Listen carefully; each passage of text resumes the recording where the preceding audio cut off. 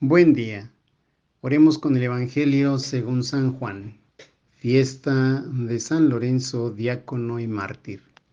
En aquel tiempo, Jesús dijo a sus discípulos: Yo les aseguro que si el grano de trigo sembrado en la tierra no muere, queda infecundo, pero si muere, producirá mucho fruto. El que se ama a sí mismo se pierde.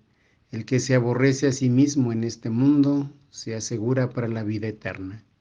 El que quiera servirme, que me siga, para que donde yo esté, también esté mi servidor. El que me sirve será honrado por mi Padre. Palabra del Señor.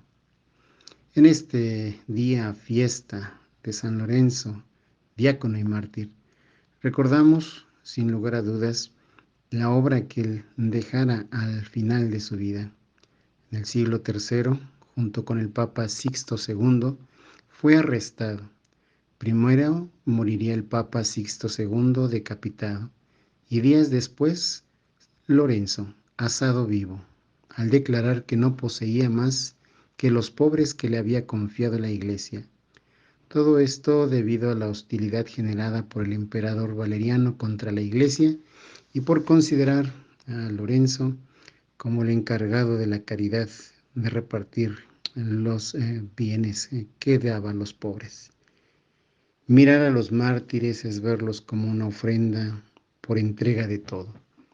Bien está la frase en el Evangelio, que si el grano de trigo no muere, queda infecundo, pero si muere, producirá mucho fruto. Muchos son los testimonios que nos recuerdan aquella frase, que los pobres son el tesoro de la Iglesia. Viene a convertirse en una interpretación de la otra frase que aparece hoy en el Evangelio. A los pobres los tendrán siempre. Con mucha frecuencia se mira esa frase de Cristo como si fuera resignación o anuncio derrotista de la imposibilidad de mejorar el mundo. Pero no es eso. La pobreza del ser humano o su indigencia, a veces esa parte material o económica, en verdad que es algo triste. Pero es también la puerta por la cual entra el amor divino, si es que abrimos el corazón y la mente y nos dejamos inundar por su espíritu para ser fortalecidos y salir adelante. Son también las oportunidades de descubrir la ternura de Dios. ¿Cuántas personas que han tenido una verdadera conversión van a repetir la misma historia?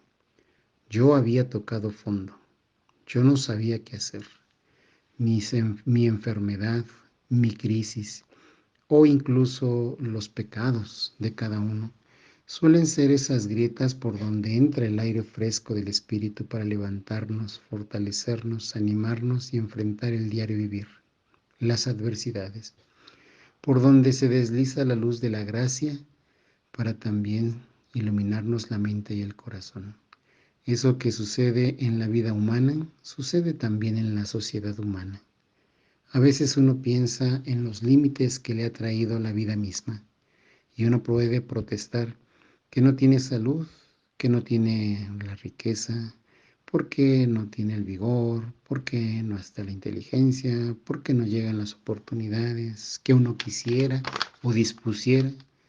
Si la frase de Lorenzo es cierta, quizás deberíamos ver en nuestras propias necesidades un reflejo y una puerta que nos conduce a aquel que se hizo pobre para que nos enriqueciéramos con su espíritu y salir adelante ante toda adversidad.